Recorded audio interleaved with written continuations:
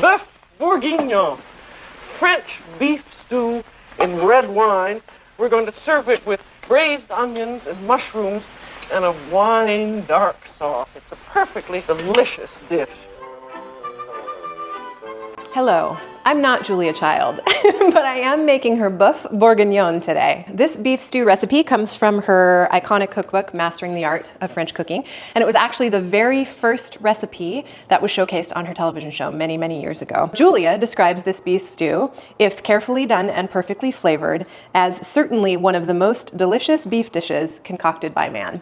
I've never made it, if you can believe that, though I've made many a beef stew, so we're gonna try it today, and I'm gonna take you along with me. The only special tools or equipment for this recipe are some sort of a casserole dish with a lid and thyme. It'll take a couple hours in a hot oven to get the beef to where we want it, which is fall apart and melt in your mouth style beef. The standout ingredients in today's beef stew are, of course, the beef, and I have 3 pounds of chuck roast that I'm gonna cut into smaller pieces, and a really nice bottle of wine. Julia suggests a couple different types, but one of them is Chianti, and so that's what we're cooking with today. As part of the recipe for Julia's beef, she recommends a couple of additional sides, which we'll make today, some boiled potatoes and some mushrooms cooked in butter. Other than that, relatively straightforward beef stew ingredients and things that you might already have in your pantry. I am absolutely craving something warm, comforting, and cozy today, and I think this meal is gonna get us there. So let's get going on this Boeuf Bourguignon. I just love testing Julia Child's recipes, and I have a feeling this one is gonna be no different. I'm gonna do my best to act out of character for myself and cook this as close to the recipe as I can. There are 2 notable differences that I know right off the bat that really couldn't be helped. I was unable to find slab bacon at my local butcher or at my grocery store, so I have 6 ounces of regular bacon that I've cut into something resembling a lardon. And because of that, the first step of Julia's recipe, which is to remove the rind from the slab bacon, cut the bacon into lardon, and then simmer them in water. I'm not gonna do that step of the recipe. I don't have a bacon rind, and there's no reason to simmer this bacon in water. It can be delicious and the right amount of salt and the right flavor, just going directly into a pan. So we're skipping over that entire first step, which means we start at preheating our oven to 450, which it is, and then we're gonna get our bacon sauteing over at the stove. But before we move over there's a little bit of prep that I have to do. I have to cut our chuck roast here, which is about 3 pounds of chuck roast, into smaller 2-inch chunks. And then I have to process through our garlic, carrot, and onion in order to be ready to move us over to the casserole dish and the stove. Garlic, carrots, and onions, and if I'm reading things correctly, I think we are ready to move over to the stove.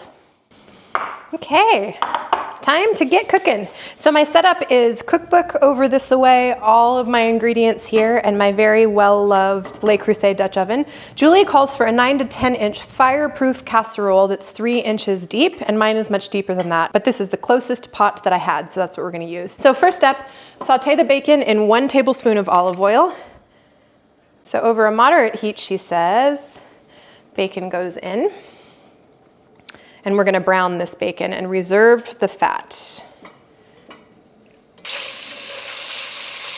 Bacon is starting to get brown, but not quite there yet. A couple more minutes on that. The next step is for us to dry the beef. So we want the beef to brown in the next step, and it won't do that if it's wet. So I need to get some paper towels and dry our beef off a little bit.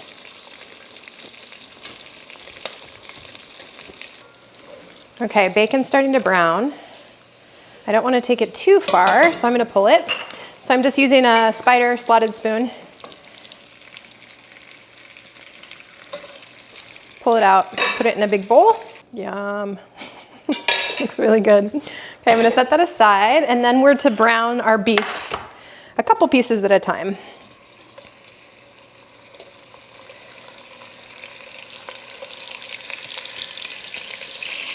So that's what we're looking for, is that dark. Looks beautiful. This is almost done. Yeah, we're good. Okay, last shift coming out. Before our oil gets too crazy hot, next step, in the same fat, brown the sliced vegetables.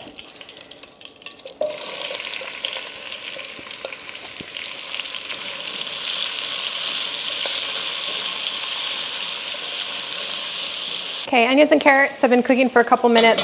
The next step is to pour out the fat that we're sauteing in. I'm actually gonna scoop the veggies out just to make it a little bit easier for me to pour that fat off. And they're gonna go right back in with the bacon and the beef.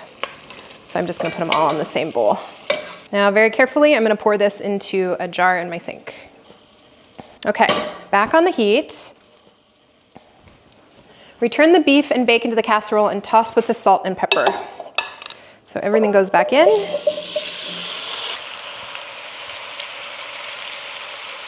Lots of grinds of pepper. Toss the salt and pepper in.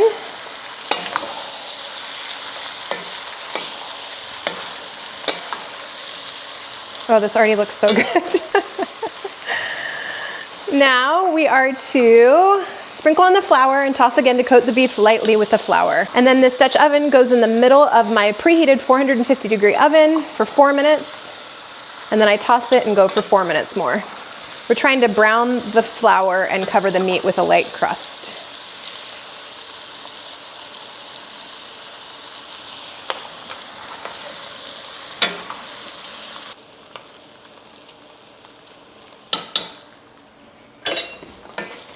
Okay, so we'll stir that flour in. And then this is gonna go right in the oven, 450 degrees.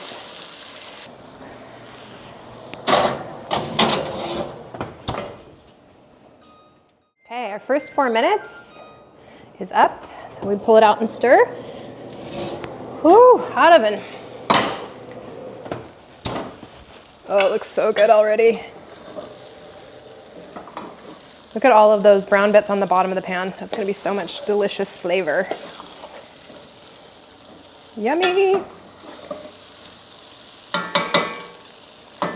Okay, 4 more minutes.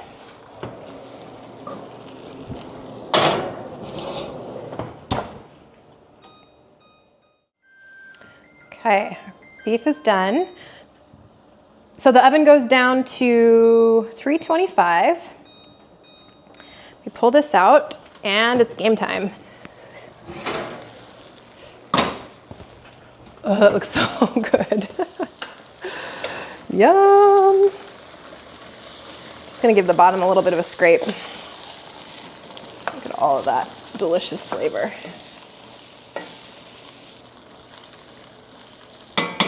Okay, next step. Stir in the wine. I'm using just a grocery store Chianti. It tastes good though. Always want to cook with something that tastes good to you. So this is a nice wine that I enjoy. And it's 3 cups, which is an entire bottle.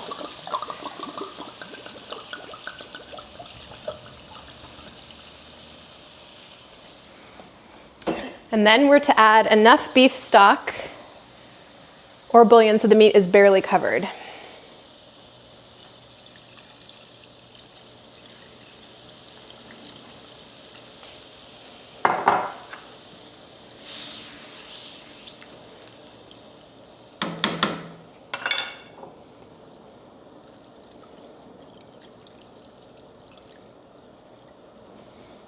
Perfect amount, 3 cups. Add the tomato paste, garlic, herbs, and bacon rind, which we're not using. So 1 tablespoon of tomato paste. Garlic. Thyme. And she calls for a bay leaf. I'm gonna add 2. Why not? And we're to stir this delightful concoction together and bring it to a gentle simmer on the stove. And then the step after that is once we bring it to a simmer, we cover and it goes in the oven for 2.5 to 3 hours until the meat is fork tender. And by that point, my whole house is gonna be smelling like delicious boeuf. It's the trouble with these long cooking stews is that you end up wanting stew all day long. See you in a couple hours. So while our boeuf is in the oven, I'm gonna make one of the sides that Julia recommends, which is sauteed mushrooms. And she's very specific about how to cook them. She says, successfully sauteed mushrooms are lightly browned and exude none of their juice while they are being cooked. To achieve this, the mushrooms must be dry, the butter very hot, and the mushrooms must not be crowded in the pan. If you saute too many at once, they steam rather than fry, their juices escape, and they do not brown. So if you are prepping a large amount, or if your heat source is feeble, saute the mushrooms in several batches. So to do this, she says a 10-inch enameled skillet, 2 tablespoons butter, 1 tablespoon olive oil, to the point at which the butter is foaming and the foam begins to subside. That indicates that it's hot enough, and then we're to add the mushrooms. Toss and shake the pan for 4 to 5 minutes. During the saute, the mushrooms will first absorb the fat. In 2 to 3 minutes, the fat will reappear on their surface and the mushrooms will begin to brown. As soon as they have browned lightly, remove from the heat. And set up for another shift. I'll probably do 2 more shifts of these mushrooms. Okay, here we go. So the instructions read, when the meat's tender, pour the contents of the casserole into a sieve set over a saucepan, wash out the casserole and return the beef and bacon to it, distribute the cooked onions and mushrooms over the meat. Then we're gonna skim the fat and work on the sauce. So what I have is just my largest colander over a clean saucepan, and I'm gonna put this in my sink to strain out our beef. So I'm to return the meat and veg back to the pot. Oh, this looks so good. Mushrooms go on top of the cooked meat. Oh, look how good that looks. And then I'm gonna move this to a back burner and work on our sauce. So we're working on skimming the fat off of this sauce and simmering it down to about 2.5 cups worth of liquid. So we want it to thicken quite a bit. Vigorously boiling the sauce down for a couple of minutes, and I think it's thick enough. Coats the back of a spoon. Super tasty. So this goes off the heat, this goes on the heat, and we pour the sauce over.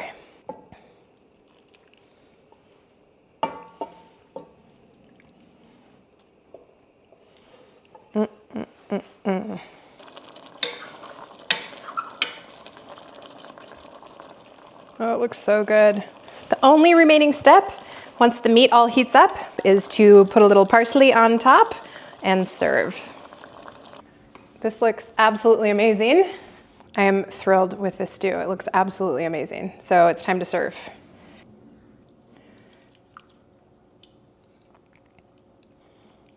Well, it is officially time to taste my first time making Julia Child's Boeuf Bourguignon. Really fancy and delicious beef stew. Let's taste it.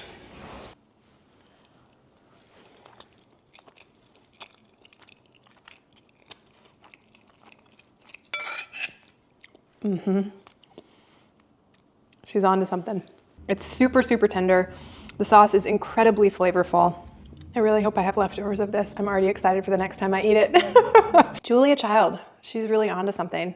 This is a winner, and you didn't need me to tell you that. Although it felt like a lot of mental load, it was actually pretty easy. No special tricks, no special tools, no special methods, just really beautiful, flavorful, hearty, pretty simple, truly delicious beef stew. Thanks so much for being here with me today. Let me know in the comments below if you have a favorite Julia Child recipe or if you've tried this out yourself. I would love to hear about it. If you liked this video, please give it a like. If you want to see more, please subscribe, stick around, would love to have you. And I look forward to seeing you here next time. Cheers.